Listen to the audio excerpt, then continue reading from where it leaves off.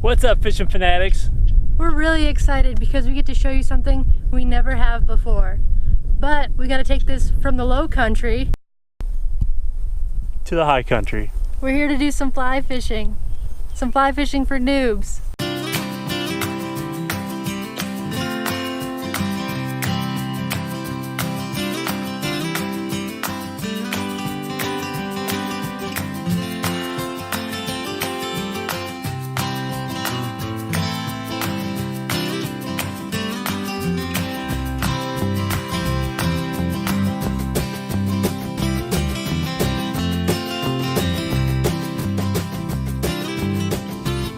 If we're gonna do some fly fishing, we're gonna need some gear. Some waders and boots. Check. All right, we're gonna need some flies, some tackle, and a net. Check. How about some fly rods? Check. All right, let's go fishing.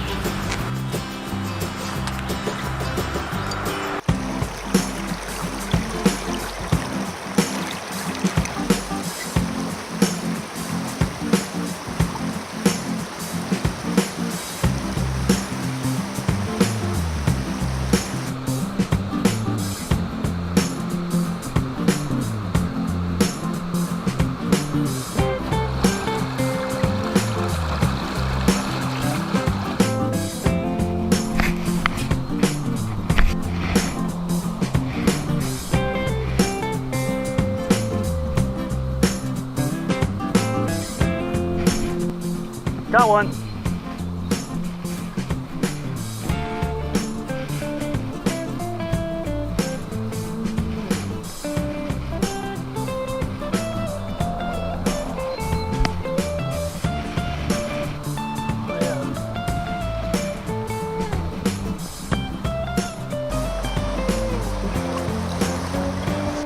All right.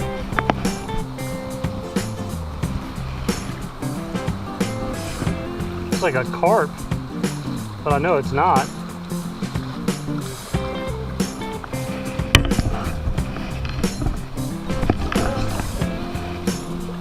Horse sucker. Thank you for that education, Kara.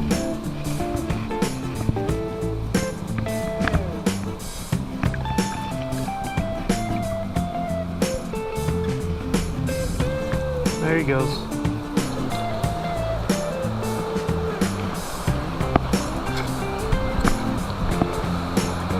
Another little guy. This guy went straight to the net.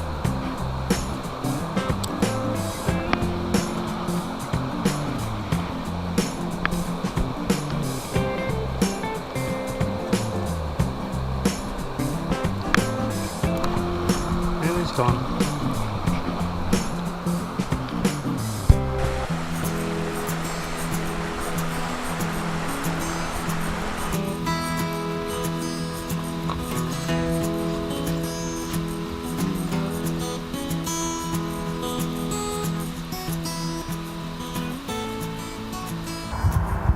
Alright, so one thing you'll learn when you start fly fishing is that you'll see in movies, and you'll see in a lot of fly fishing shows, you'll see how fly fishermen, they'll cast, they'll do the forward cast, they'll give a bit of a line, and they'll go backwards, they'll go forwards, and then they'll go,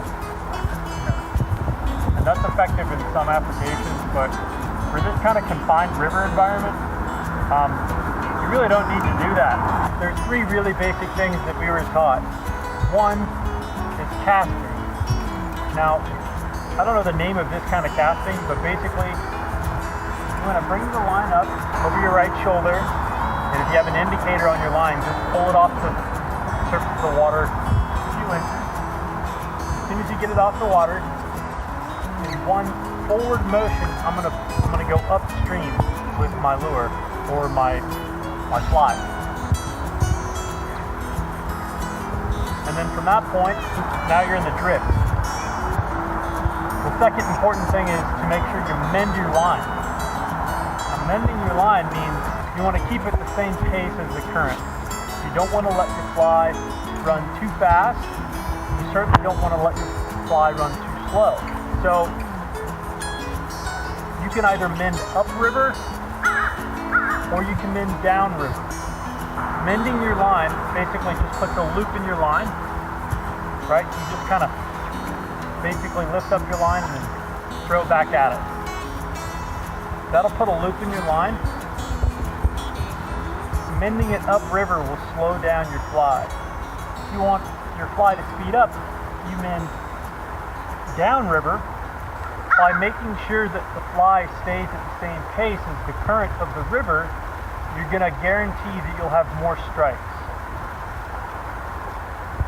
Now the third most important thing is the setting of the hook, okay?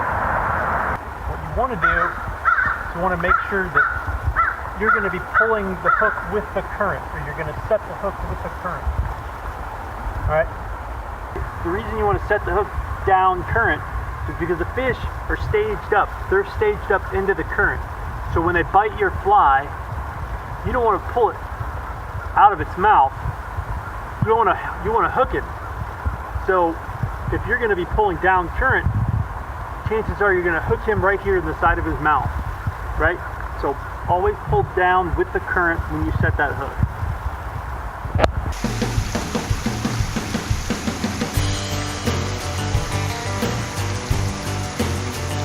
All right, watch out for the tree.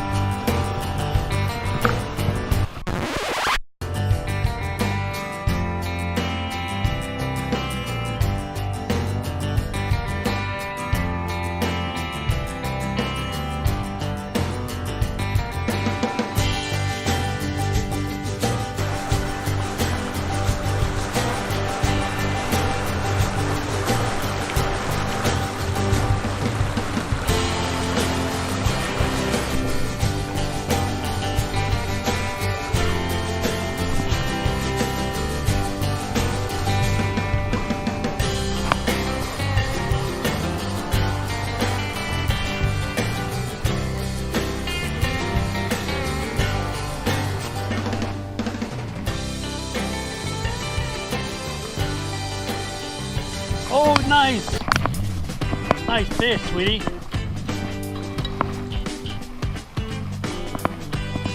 Let him run if he wants to.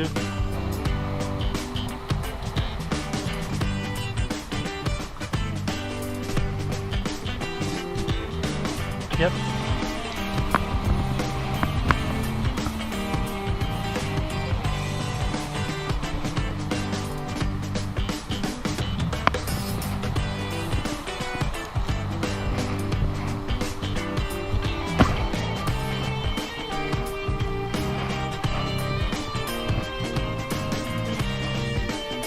Alright, now take 2 steps backwards.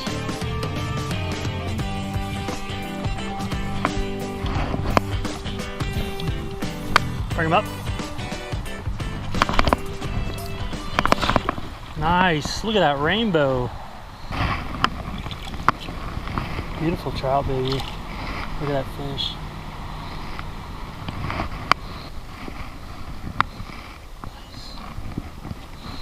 Y'all check it out. Rainbow trout on the fly. That was a hard-earned fish.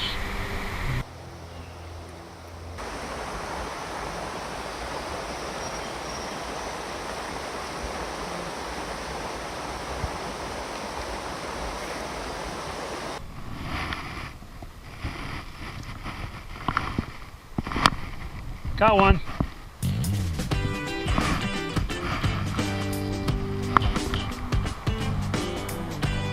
Little guy.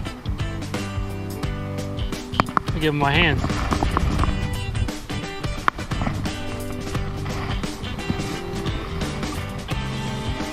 This is a cutie.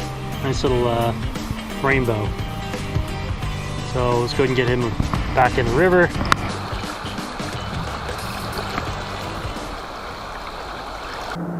I want to show you what we caught those fish on. I can't tell you a lot about fly fishing gear because I'm a fly fishing noob, but I can tell you a little. We're using a 8-foot 4-weight rod with a 3/4 reel. We caught those rainbows on a zebra midge. You can see why they call those midges. That's our bottom fly. Above that, we've got some tungsten putty. as a weight. You can also use split shot, but we like the tungsten putty because you can remove it, add some more on, and it also doesn't snag as much as split shot does. And then our first fly is a tan squirmy wormy. For an indicator, we're using a thingamabobber. Dan caught those horse suckers on an inchworm. The big rainbow that I caught was on the tan squirmy wormy.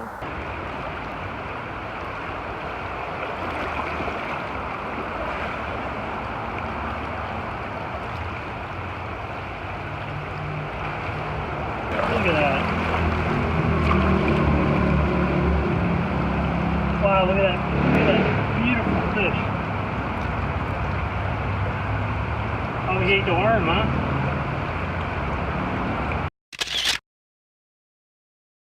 When we fished the Davidson with a guide last year, he told us that a squirmy wormy and a midge is pretty much effective year-round, and we definitely found that to be the case today.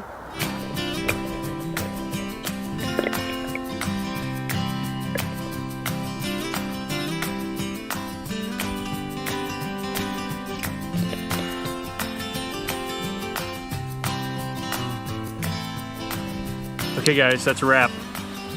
Hats off to all the fly guys that make it look easy. Yeah, I'd say that, you know, as with any kind of fishing, there's a learning curve, and we had a lot of snags, and we caught a lot of trees today, but, you know, we'll get better at it. Hey, leave us a comment down below if you guys ever go fly fishing and you target a specific species. We'd like to know what it is that you go fish for whenever you go fly fishing. If you haven't gone fly fishing and you want to go fly fishing, what is it that you most look forward to as far as fishing? We'd like to also hear from those that have never been fly fishing. You might have noticed that fly fishing requires a lot of gear. We're really satisfied with the gear we picked up, like the waders, the boots, and some of the tackle. So we'll leave links in the description with the gear that we got.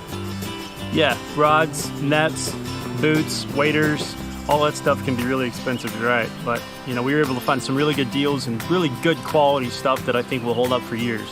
We just want to thank you guys so much for watching these videos and supporting our channel and liking our videos and leaving comments. You guys are really, really awesome, and we really appreciate all of you. As always, if you like the video, give us a thumbs up. If you'd like to see more content and you're not already subscribed, hit the subscribe button and ring that bell. That way you'll get notifications when we actually have new videos. Thanks again for watching. We'll catch you next time.